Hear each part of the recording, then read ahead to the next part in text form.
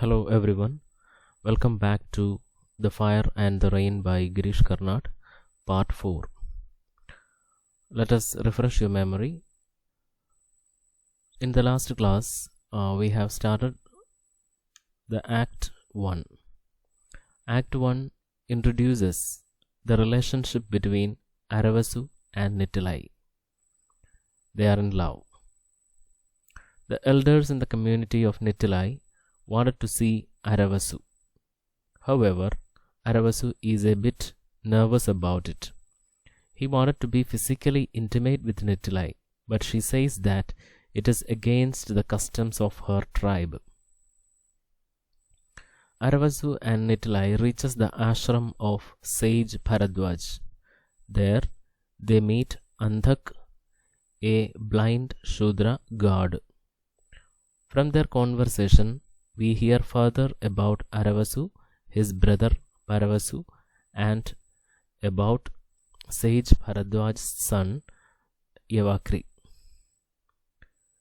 Aravasu decides to talk to his brother Paravasu regarding his relationship with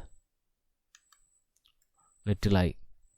Aravasu expects Paravasu to help him to get her hand. So that was where we stopped in the last class, and now we continue Act 1 from there. From the conversations between Aravasu and Andhak, we come to know about Yavakri, the son of Bharadwaj, who went to the forest for tapasya, for attaining universal knowledge.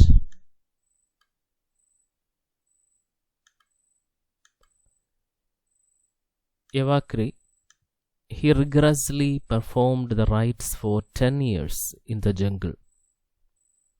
Andhak tells that at last Yavakri stood in the middle of a circle of fire and started offering his limbs to the fire. Then Indra was pleased and appeared before him. Though Yavakri got the universal knowledge, he did not get the wisdom. However, he became respectable everywhere in the world.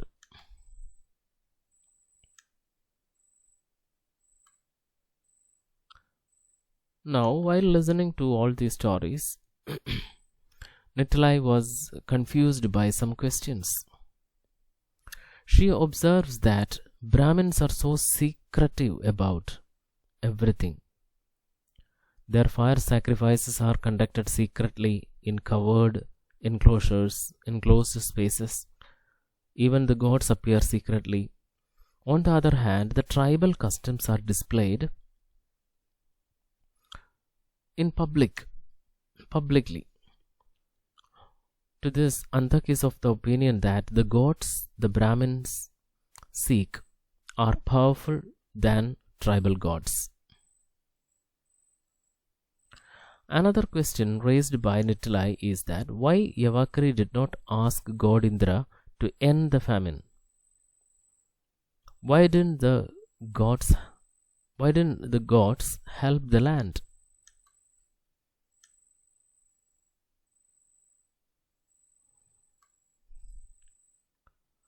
She also wants to ask two questions to Yavakri as well.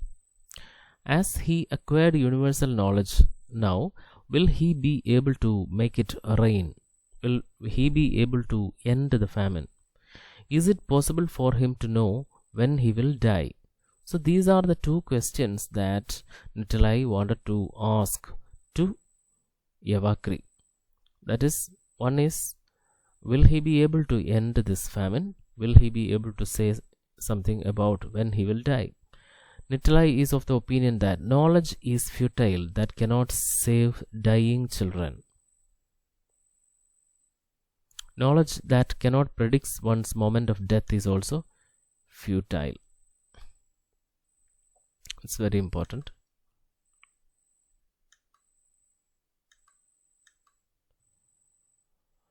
Another part of the stage In another part of the stage, the ashram of Raibhya is seen. Raibhya is the father of Aravasu and Paravasu. Paravasu's wife Vishakha is carrying water when Yavakri came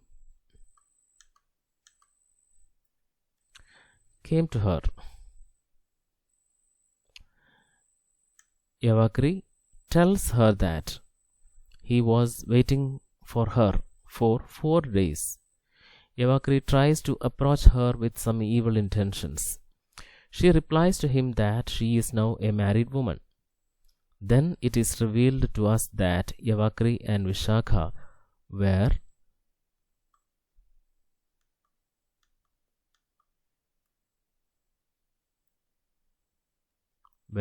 once lovers. When he went to forest for tapas for 10 years, Paravasu married her. Yavakri continues to tempt her by calling her his hardships while living in forest. He tells her that he has avoided all women all these years because of the love for her. Finally, Yavakri is able to rekindle her feelings for him. She opens herself before him. She tells him how she was married off to Paravasu. She did not want to be married to Paravasu. For 1 year they lived happily.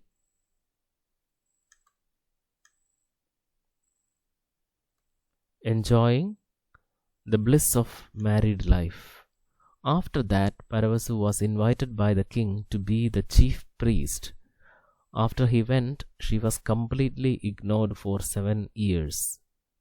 Finally, she, Vishakha, yields her body to Yavakri. So, this is actually the story of how, this event tells how Yavakri tries to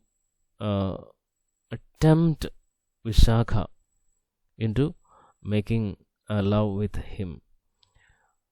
So both of them were lovers once, and after 10 years of his absence, Vishakha was forced to marry Paravasu.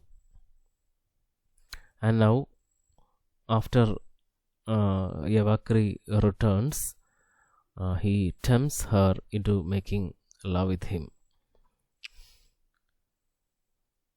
Aravasu, who was waiting to see Yavakri, accidentally see Vishakha making love with a man.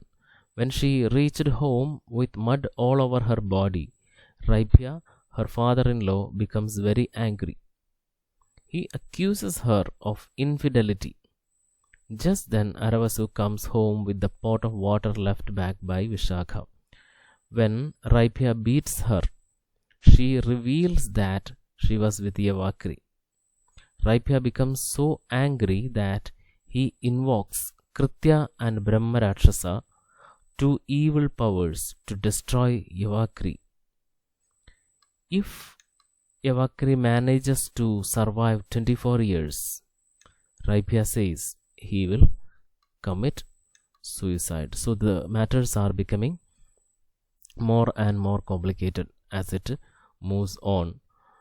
So today we have seen the conversation between Aravasu and Anthak going on, in which Anthak tells about Yavakri's tapas, which lasted for 10 years in the jungle, and he received universal knowledge from Indra. And Nitlai raises some questions.